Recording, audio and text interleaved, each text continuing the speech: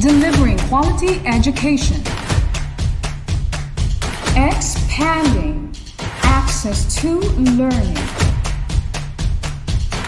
serving learners' learning needs, tackling challenges of the present time, supporting every learner's dream, reaching young Tagumeños where they are today.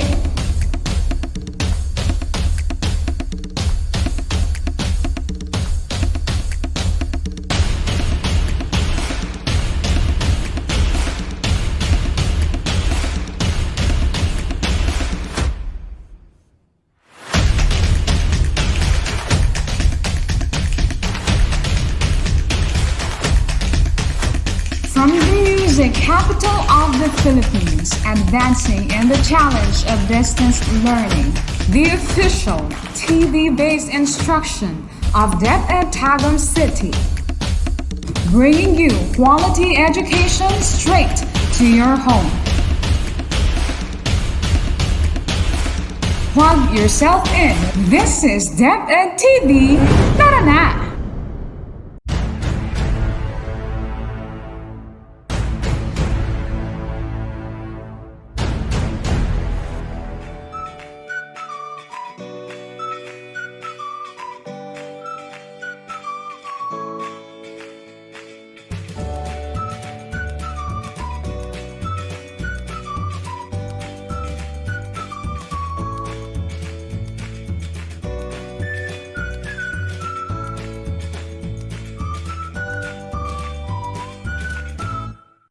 Good day, everyone!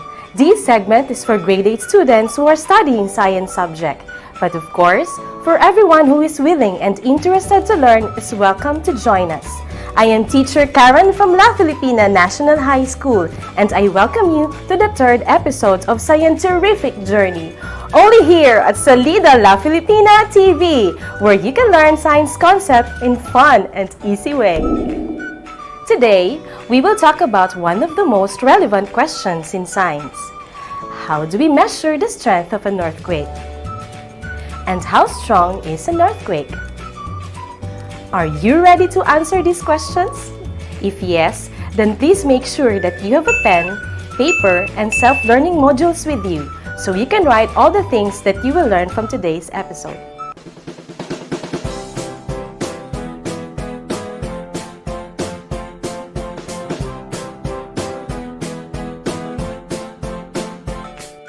This session aims to describe how strong an earthquake is, which will cover our most essential learning competency, that is to differentiate intensity of an earthquake from its magnitude. Specifically, you will learn the following lesson objectives. First, describe magnitude and intensity of an earthquake. Second, identify what intensity is being described in given statement. And third, show awareness about the PVOX earthquake intensity scale.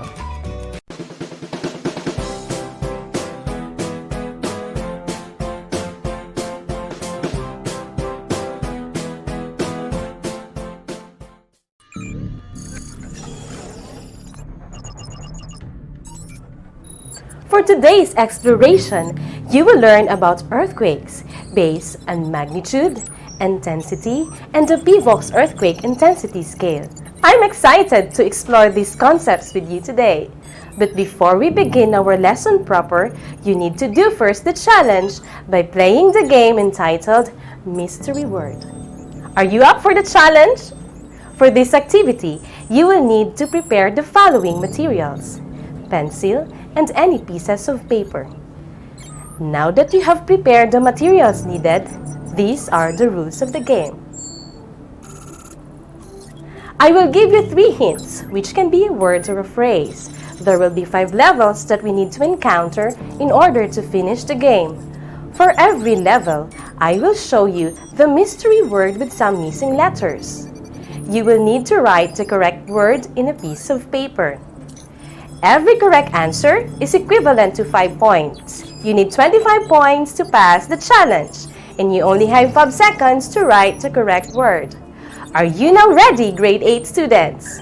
Let's play the Mystery Word Challenge. Level 1. Here are the hints. Location, above the focus, earthquake. What is the mystery word?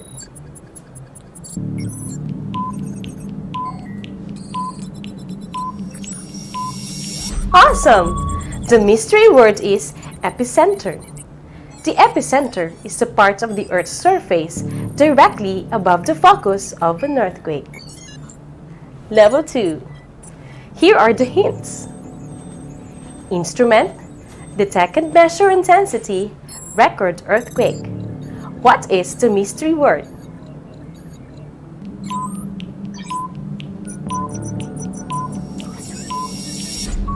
Marvelous! The mystery word is seismograph. A seismograph is an apparatus to measure and record vibrations within the earth and off the ground. Level 3. Here are the hints. Violent shaking, destruction, movements within the earth's crust. What is the mystery word?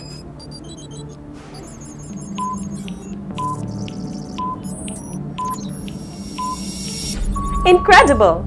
The mystery word is earthquake. An earthquake is a shaking or trembling of the earth that is volcanic or tectonic in origin.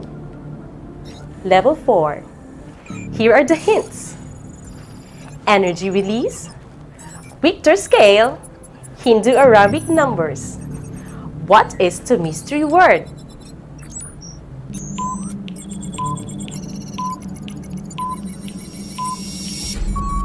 Amazing! The mystery word is magnitude. The magnitude of an earthquake is a measure of an amount of energy released as estimated from seismogram readings. Level 5. Here are the hints. Strength of an earthquake, Mercalli scale, Roman numerals. What is the mystery word?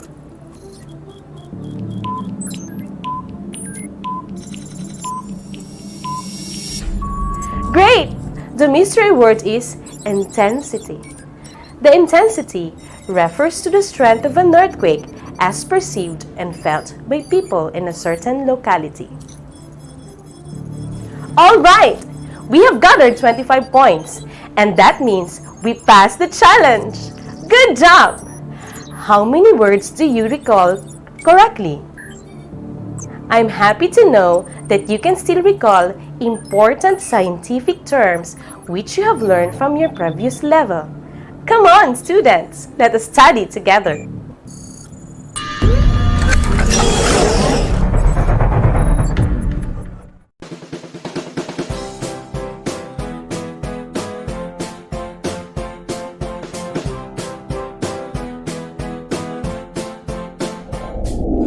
Now, let's level up. Please open your self-learning module to page 4, module 2. Now look at the picture on the screen. What can you say about it? Certainly, a strong earthquake happened in that place. But how strong is an earthquake? This will be answered as we go along with our lesson in this module.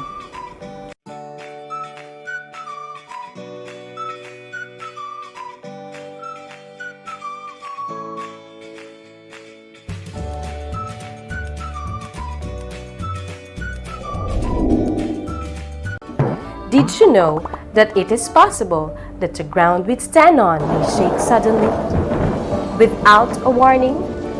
Yes, that shaking of the ground is called an earthquake. Earthquake is one of the most frightening natural calamities that anyone can ever experience. No one is exempted if this will occur in an unexpected day, time, and place. No one can ever predict when it will happen. Strong earthquakes have caused countless deaths all over the world. A heartbreaking scenarios are most likely seen after an earthquake incident, where people lost their homes, livelihood, and even a member of the family. Earlier, I've asked you, how do we measure the strength of an earthquake? There are two ways which we can measure the strength of an earthquake: magnitude and intensity. Magnitude is proportional to the energy released by an earthquake at the focus. It is calculated from earthquakes recorded by an instrument called seismograph. It is represented by Arabic numbers. Intensity, on the other hand, is the strength of an earthquake as perceived and felt by people in a certain locality. It is a numerical rating based on the relative effects to people, objects, environment, and structures in the surrounding. The intensity is generally higher near the epicenter. It is represented by Roman numerals. In the Philippines, the intensity of an earthquake is determined using the PIVOX Earthquake Intensity Scale, also known as the PEIS. At present, PIVOX operates 107 seismic monitoring stations all over the Philippines. These stations are equipped with seismometers that detect and record earthquakes. Data is sent to the PIVOX Data Receiving Center to determine earthquake parameters such as magnitude, depth of focus, and epicenter. Together with reported felt intensities in the area, earthquake information is released once these data are determined.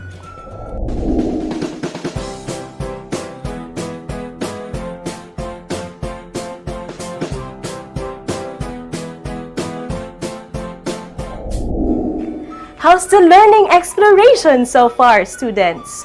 Always remember to take note of the important information in a piece of paper.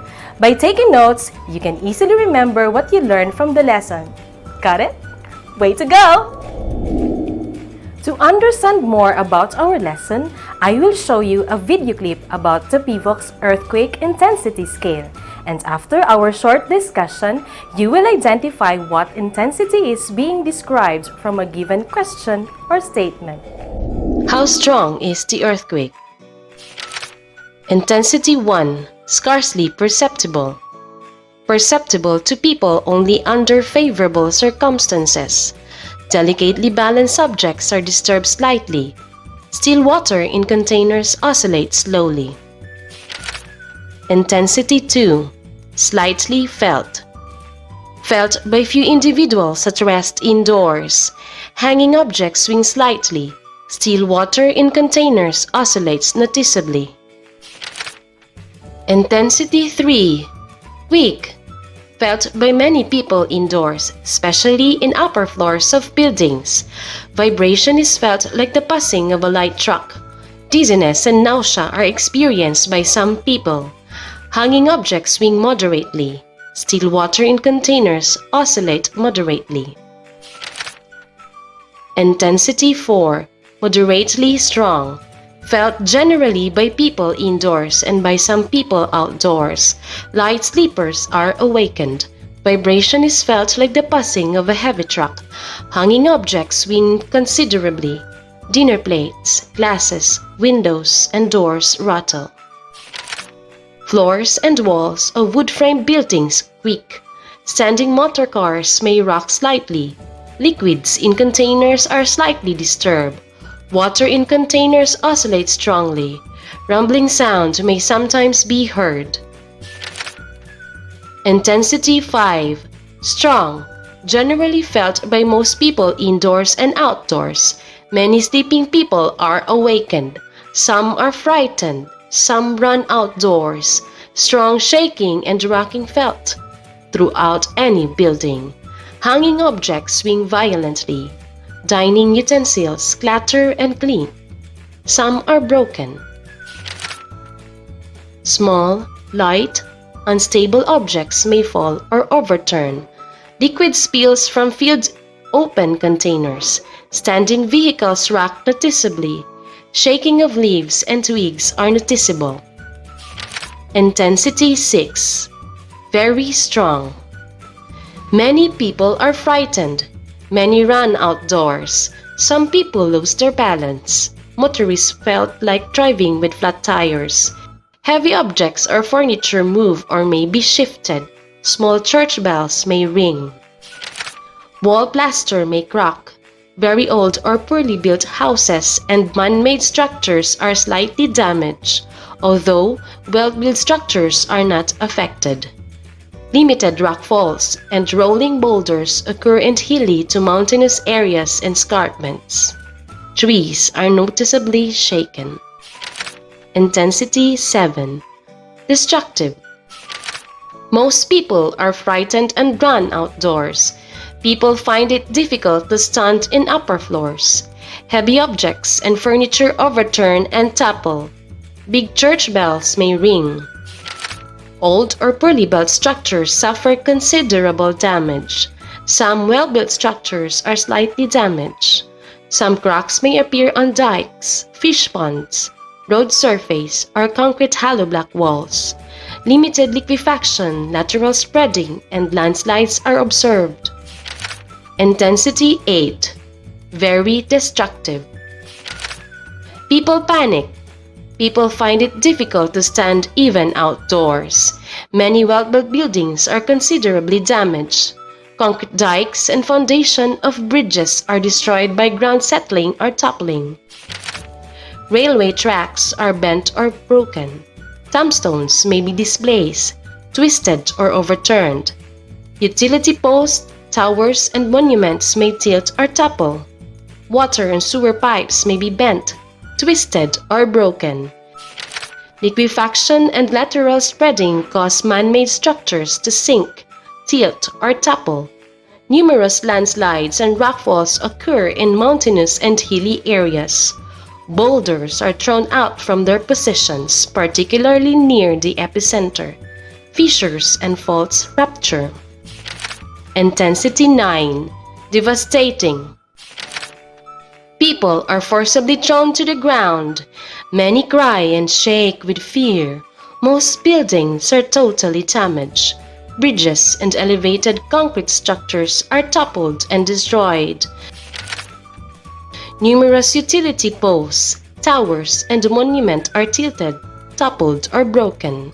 Water sewer pipes are bent, twisted, or broken.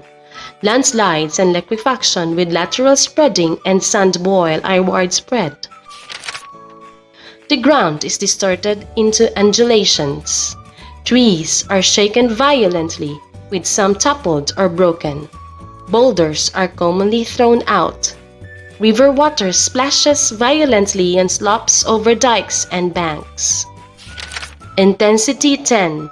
Completely devastating. Practically all man-made structures are destroyed. Massive landslides and liquefaction, large-scale subsidence, and uplifting of landforms. Many ground fissures are observed. Changes in river courses and destructive sechae in large lakes occur. Many trees are toppled, broken, and uprooted. Now, are you ready for more exercises? Yes! Okay, students, here's the instruction. Identify what intensity is being described in the given statements. Write your answer on a separate sheet of paper. You will be given 5 seconds to answer, and when you hear this sound, then time is up. Let's start! Number 1. What intensity is completely devastating? Your time starts now.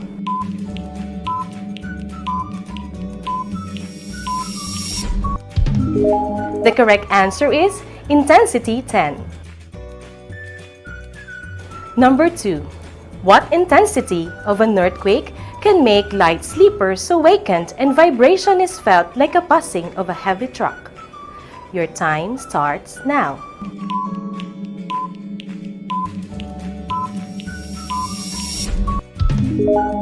The correct answer is intensity 3. Number 3. Which intensity is felt by few individuals at rest indoors? Your time starts now.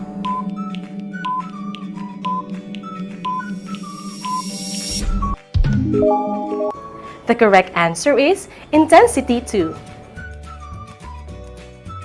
Number 4. In this intensity, People are forcibly thrown to ground, and many cry and shake with fear. Your time starts now.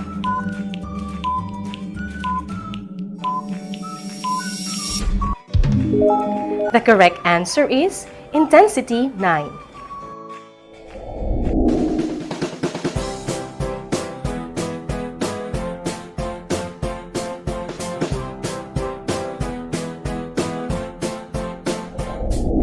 Excellent, students! I know you got all the items correctly. This time, let's recall what we have learned today. We will be using a concept map to show how some main concepts are linked. The strength of an earthquake may be described in two ways: the magnitude and the intensity. Magnitude and intensity can be described using the scale Richter and modified Mercalli, and written in Hindu, Arabic, and Roman numerals.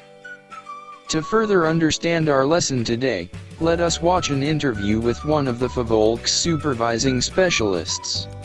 Let's all watch this. Related to our present discussion on earthquake, we're very fortunate today because a well-versed person is with us to share her expertise about it. It's really an honor to be with her today. She is presently connected at PBOX, or Philippine Institute of Volcanology and Seismology of Geologic Disaster Awareness and Preparedness Division. The person I am referring to is the Supervising Science Research Specialist, none other than Madam Joanne L. Cruz Salcedo. Hello, Ma'am Joanne. I am Karen Jane Sagatani of La Filipina National High School, and I really thank you, Ma'am, for granting our request. Hi, good afternoon, Ms. Karen, the La Filipina High School or the National High School from the Division of Tagum City. Of course, it's very much welcome. We knew, Ma'am Joanne, that earthquake is one of the most devastating natural calamities. With its damages, I have in mind always to be ready if ever it will occur. By the way, can we predict the earthquake, Ma'am? No, unfortunately, there's no such technology that can give us an imminent earthquake prediction. When we say imminent earthquake prediction, it will give us exactly when the earthquake will happen. We can predict what will be the effect of earthquakes, and that's the thing we should be prepared for. We know that it will happen, but we don't know when. So that's the importance of being prepared. So how long does an earthquake last, Ma'am? Historically, actually, we can measure different ways on how an earthquake would last. But most of the concerns of people is how long we feel the earthquake. Based on records, if it's based on records of the instrument, we call it the seismograph, this would last from seconds to minutes.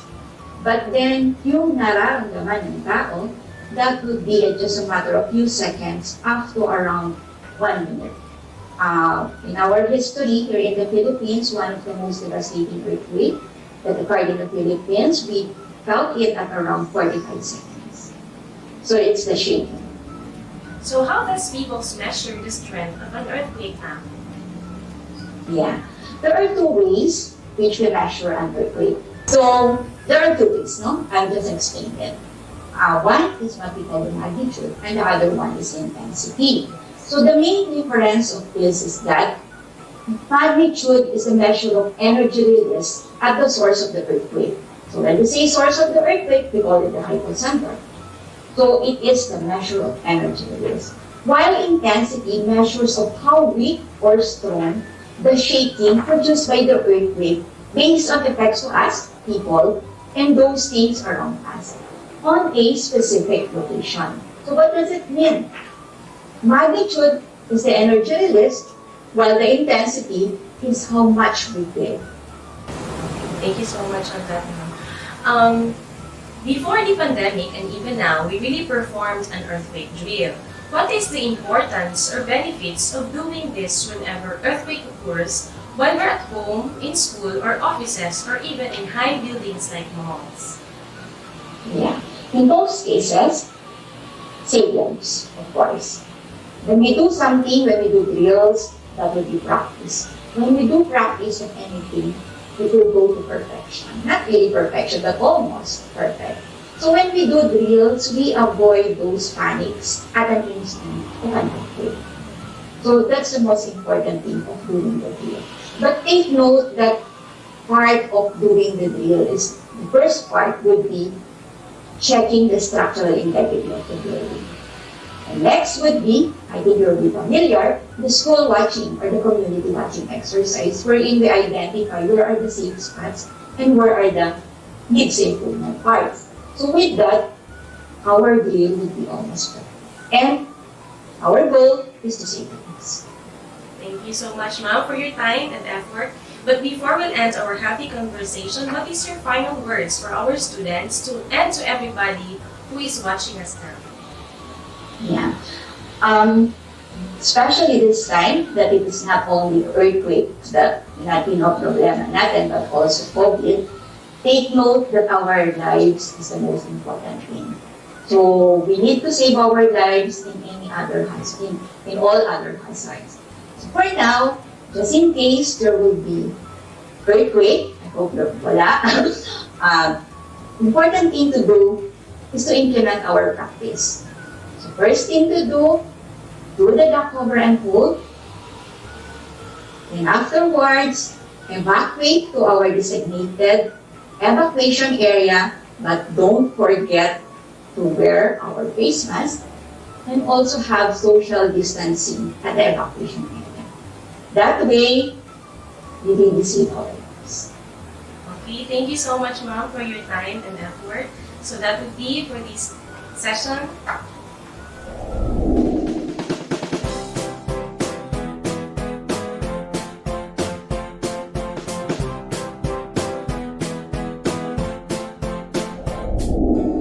Are you still with me, students? Yes! Let's assess your learning today. This time, let us take a short moment to reflect on this video about the earthquakes.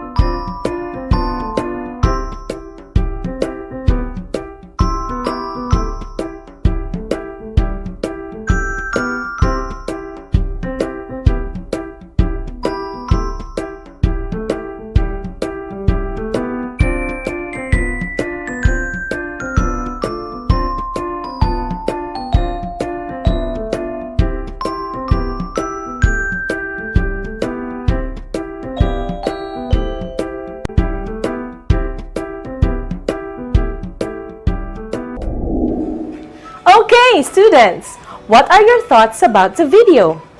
And why is it important to be ready before, during, and after an earthquake happens? Aha! Let's put your reflection into a test. Answer the true or false question based on the video shown earlier. It's time for Ciencia Kuela. Ciencia Kuela, are you now ready? Yes, teacher. Number 1. In an earthquake drill, as the students heard the patingaw or alarm, they will do the duck, cover, and hold instead of running out immediately. Is it true or false?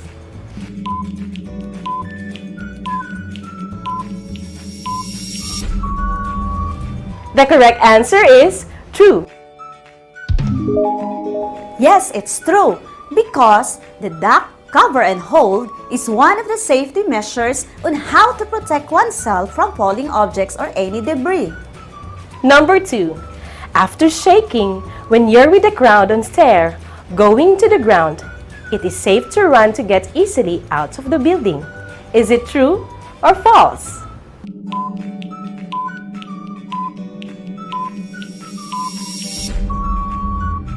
The correct answer is false. The statement is false because running causes accident. Number 3. When you're at the evacuation area, Don't stay near or go back to the building. Wait until you are told to do so. Is it true or false?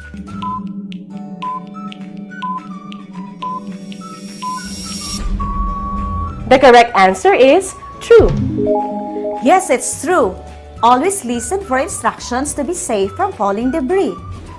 Number 4. After an earthquake, it is necessary to do head counting. Is it true or false?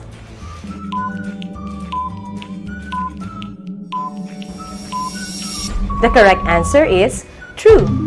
The statement is correct because it's important to check the number or identify the missing person. Number 5. After ground shaking, you go back immediately without checking premises. Is it true or false? The correct answer is false. The statement is incorrect because you should wait the persons in authority to declare that the premises are checked and safe.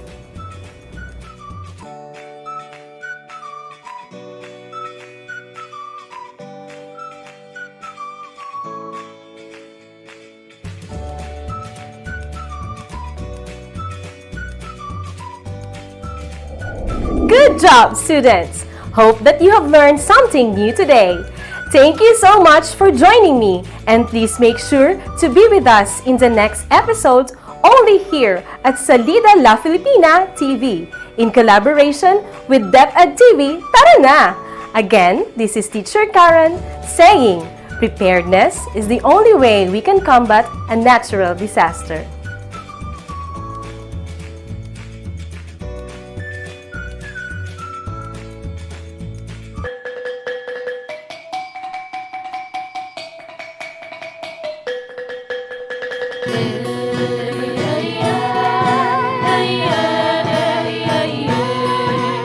Salida, Filipina, ang iyong pangarap ay kikislap. Salida, Filipina, ang kaunungan ay magpapunta. Salida, Filipina, edukasyon, abot kamay. Salida, Filipina, ang tagakay sa tagumpay. Mga kabataan, huwag panghinaan. Salida La Filipina ay bigyan daan. Ito ay magbibigay ng kaalaman. TV naman ngayon ang inyong paaralan. Mahirap man ang inyong sitwasyon, tayo ay magtulungan para sa edukasyon. Bawat isa ay mayroong misyon, matutong mabuti, maging inspirasyon. Salida, La Filipina, ang iyong pangarap ay kikislap.